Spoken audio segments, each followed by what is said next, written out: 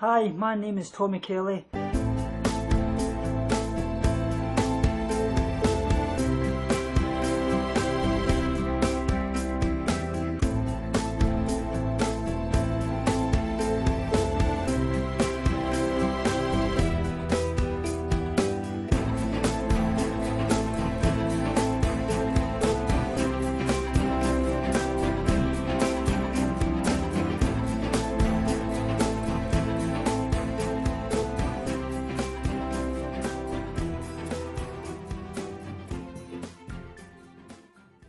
Hi guys, and welcome back to another video. Today I'm going to be doing the Q&A Friday. Just wanted to let you know that the week's been going great and things, and I can't thank you enough for all your support and things, and I just love you so much and keep trying and getting everything I can, and I'm really looking forward to the future, and I just can't thank you enough guys. It's been amazing, and I'll try and get through this as much as I can and answer the questions that I've got here. Also, to let you know, I'll let you know at the end of the video what's going to be happening this week and next week for the upcoming videos and things. So first question I've got is from PJ Memo. How do I support myself financially in recovery? Well, obviously money's quite tight and things, obviously, because my wife doesn't keep well with cancer and things as well, so obviously with all my health problems and that as well, it's been inflicted with all of the damage done with eating disorder. I'm on benefits and things, so I'm in a limited budget, and I've just got to try and make best as we can and just basically get by as best as we can. So that's really as much as I can say about that. There's obviously money's tight and things, but I've just got to do it best I can, pay bills and try and get all the food in. The next one's from Ariadna Tishkovrebova. I hope I've said that right. Do I have any haters and how do I deal with them? Well, I wouldn't say I've had any haters, at least I've not encountered any online. And the only real problems I've had, which is really surprising, is family really. Obviously family falling out with me and things like that. Obviously certain family members just, they didn't speak to my dad as well before he died and things like that, and petty squabbles, and basically they haven't really taken to my eating disorder and things, obviously. But there's not much you can do. I mean, basically you've got to try and rid yourself of all toxic relationships and to be able to fully recover from your eating disorder, because anything that's going to distract you and not going to be supportive towards your eating disorder recovery is going to hinder you. But everybody's got their own opinion, and you've just got to try and shrug it off best you can and focus on your health and try and push forward in your recovery. But I suppose there will be haters out there, but I've not encountered any online that's said anything badly or things like that to me, but there probably will be, I dare say, but you can't change anybody's opinion. If that's what they think, well, unfortunately that's it. The next one's from Hi, when is my birthday? Well, my birthday's actually the 12th of January. I was born in 1980, which makes me 36, so I'm a Capricorn. And they say Capricorns are quite goal setters, and you're a perfectionist and things like that, so that would quite suit me, probably most likely, because of I've always been that way, and obviously that's something that's predominantly known as an eating disorder sufferer, is you're a perfectionist and things like that, so I don't know. The next one's from Carbs Are Happiness. If I could meet one of my inspirations, who would it be? I would probably say, I have met one of my inspirations, and it was Ali McCoist, the Glasgow Rangers footballer. He was one of them, certainly, but if I could meet one that I haven't met, it would be Elvis Presley, I think.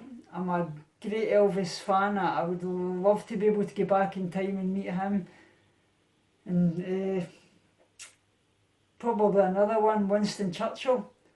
I would definitely say, because my grandfather was a World War II veteran. He came through the war, and I think Winston Churchill was a great hero of mine. I think he done absolutely marvellous. He was instrumental in us winning the war, so yeah, one of they two definitely. And maybe Albert Einstein, I think, yeah. My next one is from GrindGirl1211. Because anorexia was brought on by traumatic incidents in my life, how do I find more emotions surface as I physically heal, and how do I cope with these? Yeah, I do feel that as you start to get a bit physically better and things like that, more emotions definitely surface, especially with things like dealing with your traumatic past, like losing my dad and things like that. You start to get a lot of things, emotions surface, and you start to think more about obviously my mum and things like that as well, my mum passing. I basically just try to cope with these the best I can, with remembering the good times that I had with them, and how lucky I was to have them, because a lot of people obviously don't have them. Their mum and dad, they're not brought up with them, or else their mum and dad die when they're very, very young. And I just try to remember that I've got to keep living for them and to keep their memory going, and most importantly, they want me to live for myself, and I know that they're here watching over me and I'll see them again. So basically, yeah, I hope that covers your question as much as possible. My next one is from Christine Garvin, who's my friend actually. How did I get a new pup so soon after losing my last dog, obviously because we had to get her put down? Well, Fudge here in the background, he actually, Honey that we got put down, she basically was a mother to him, and he's took it quite badly and he's been whimpering quite a lot. So we decided to get a pup obviously for him, because he doesn't get on with the rest of the other dogs. So it was basically for him, because he was taking it really badly and just didn't want him suffering, and obviously we're losing her. So I hope that's kind of the best I can say about that really.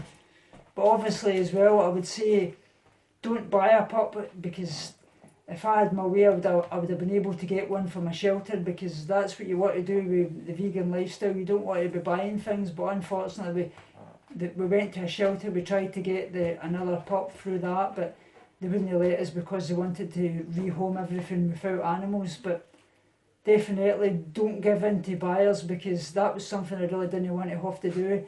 It was my wife that wanted to go down that road, but preferably I wouldn't have wanted that myself. But what can you do? I suppose you've got to, as long as you get the animals and you look after them and you're doing it for the right reasons, well, that should be your most motivation. So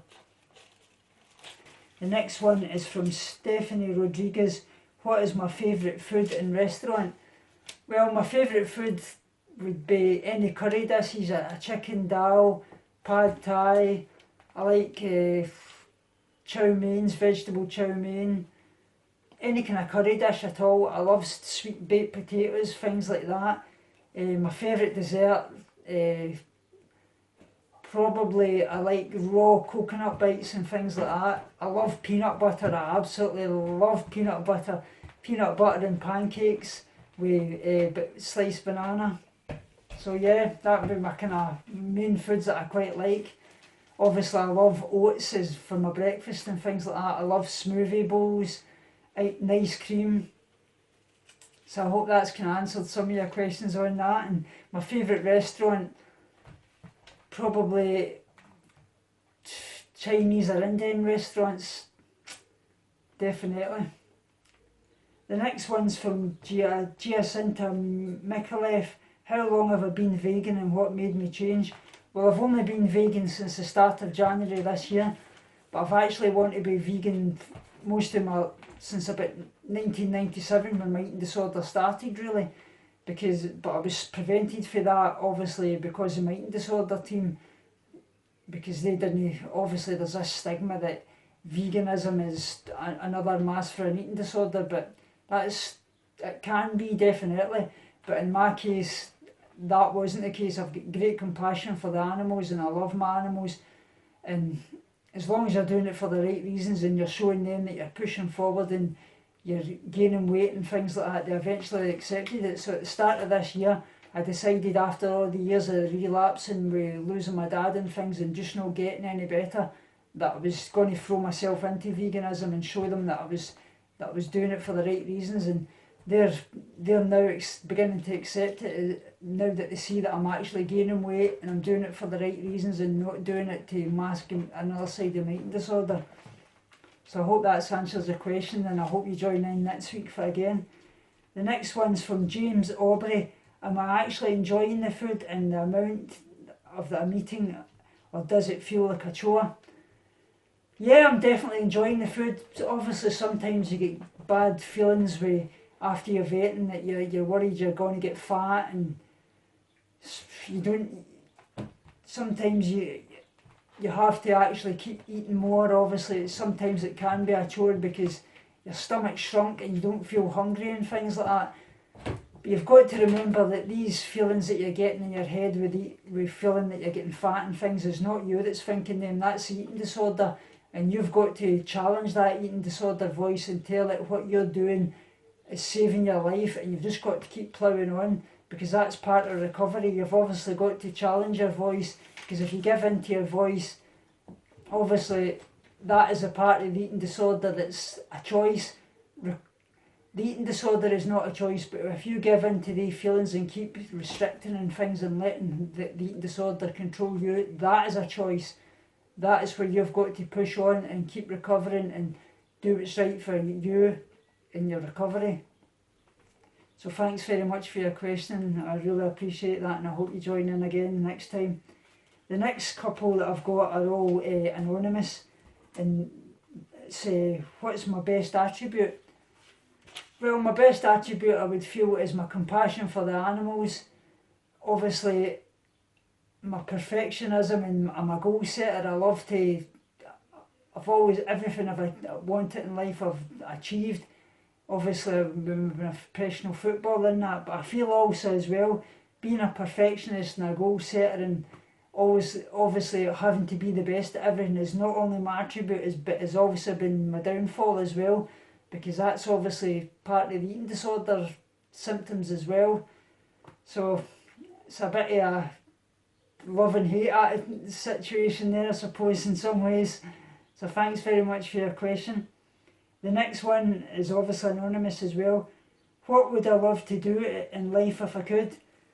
Well, I would love to do things with animals. I've always loved to be a vet and things like that. That's something I've always wanted to achieve, but I'll never be able to do that, obviously, because of my health issues, and been told that I'll never obviously work again because of that.